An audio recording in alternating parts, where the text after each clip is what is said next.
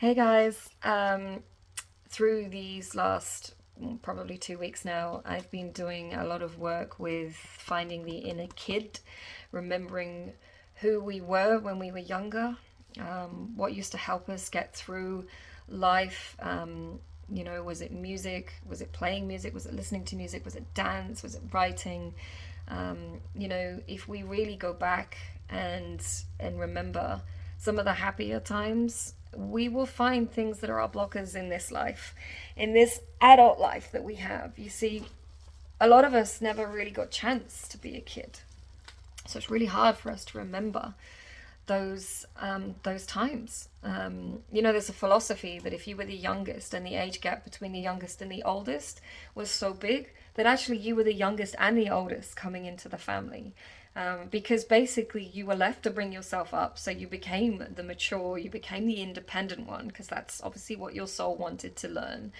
But then you're also the youngest, so you have the whole thing of, but you're the baby. And the more siblings you had, the more kind of babiness you felt. So almost when you're growing through life, you're kind of conflicted. You're like, but I'm so independent, but you're trying to keep me as a child.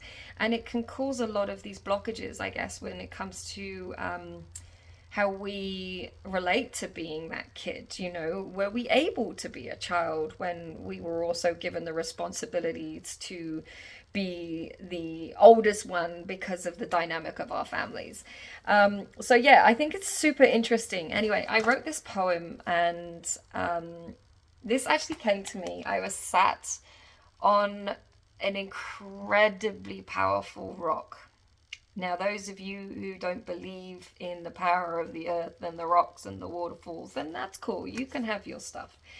But for me, I was sat on the top of this rock and I was looking at this waterfall, and it was actually the day I did the poem about the waterfall that I published.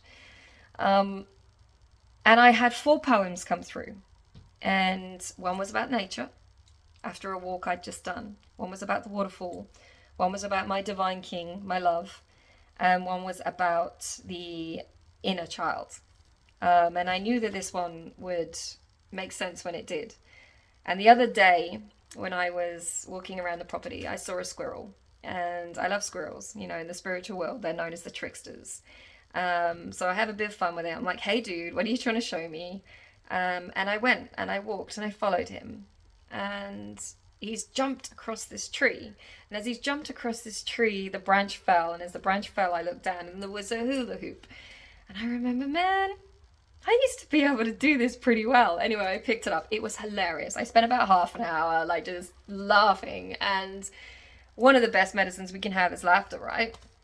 Anyway, I started doing the hula hoop and I was like, oh my goodness, like when you're a child, you're really good at this stuff, right? And then, are you maybe bringing back something from another life, like as a circus performer or something else, whatever.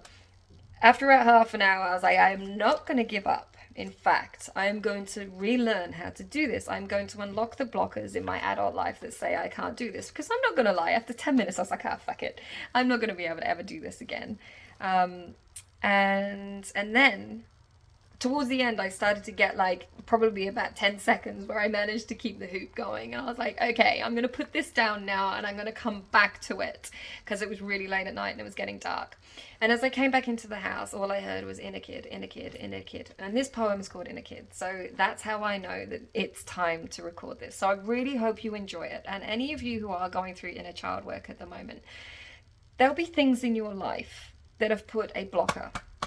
Okay, I call it the trauma plug. I don't particularly go into labels, but this is the best way I can describe it as a plug. Something may have happened in your childhood, and what it's done has stopped all the happy memories from coming back. When I went inwards and I realized what that was, and I went in and I dealt with it, and I came to terms with it, and I really confronted it, and I thought that I dealt with it, and I hadn't. When I pulled that plug out, all these other incredible memories came back. And this plug was abuse.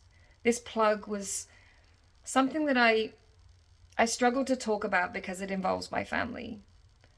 But I am constantly being shown stuff at the moment that is share it. So, yeah, This abuse plug was stopping all the happy memories from my childhood coming in.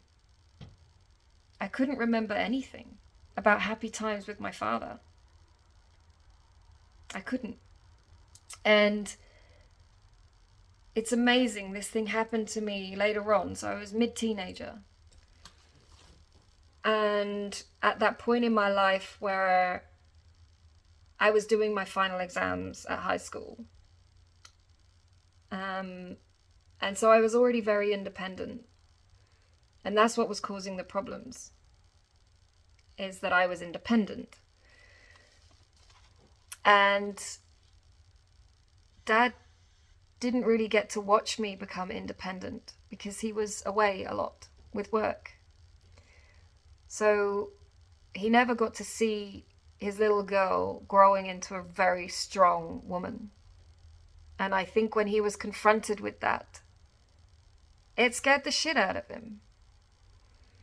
I am going to write about this in another way, but I wanted to talk about this first, the trauma plug. As I said, this event, what happened to me, blocked so much of the happier times in my life when I was younger. And it made me realize how many people are walking around right now with that. How many people have had abandonment issues or abuse in whatever way that could be. And it stops them from becoming a child again because they're scared of what that was, because their childhood wasn't something they actually wanted to go back to. But there is happier times in our childhood. Whether that's being with our imaginary friends that aren't actually imaginary, whether that's us writing, whether that's us riding a bike on our own and feeling the wind in our hair. Everyone has had some point in their life where they have even been playing with their friends or just sat on their own, where they have been at peace and been in a happier time. But we can literally forget it all just through one or two events. So I really hope this poem brings up something for you.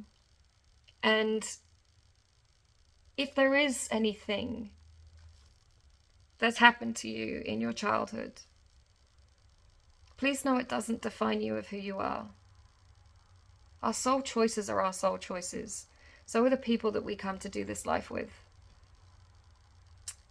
My dad and I had a very interesting agreement in a soul level. And he played his part beautifully.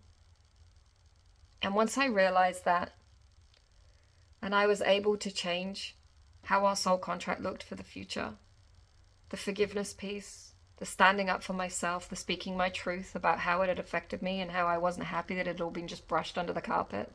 And then there was a knock-on effect after how all that happened too. My dad and I talk about stuff now that I could never have even fathomed would be possible. He showed me a vulnerability in his heart recently when we were in Portugal, which nearly made me want, well, it did make me cry. People can change. They can. But sometimes you have to give them the opportunity to as well, by trusting your intuition and letting go of expectations of what that looks like. So, on that note, this poem is called Inner Kid. Who here has forgotten their inner kid when the simplest things made them happy? Like making instruments from a lid, finger painting, making mud pies, and when you intuitively knew if someone was telling you porky pies. Cannon bombing in the water, doing handstands, playing car games on a road trip, not knowing when you will land. Remember the times when ice cream covered your face, or the excitement as the school announced an egg and spoon race. Climbing a tree, or scouting rock pools, wearing bright colours and not caring if you looked cool. Stripping off naked as you walked up to a lake when life was natural and there was no need for fake. When you chased butterflies and danced with the breeze and you laid on the grass and told stories with the trees. You sat by the fire and toasted marshmallows, got up in the morning and looked for tadpoles in the shallows. making daisy chains, stick fighting, smiling with bliss, hiding and seek, or that game of chase with that kiss, water pistols loaded and ready, screaming with laughter and joy, as you frantically defend yourself, loving every second of this new toy.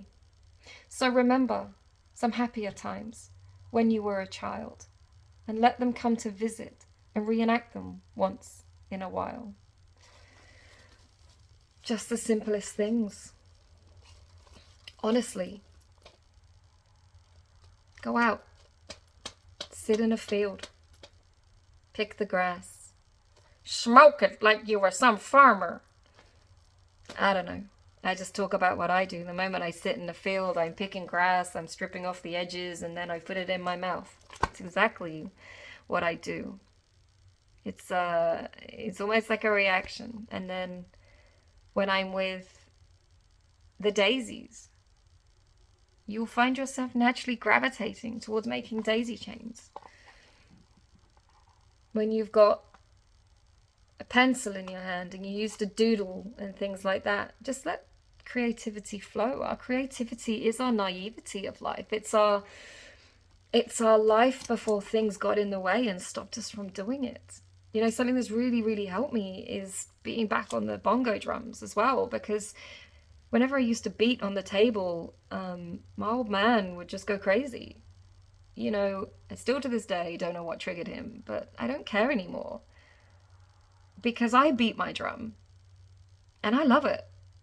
And when I feel that the energy is causing me a little bit getting pulled into my adult life, I just go and be a dickhead.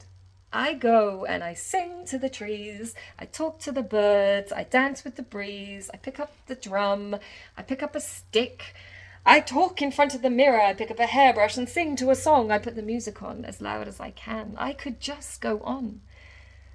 Just remember, life is serious at times.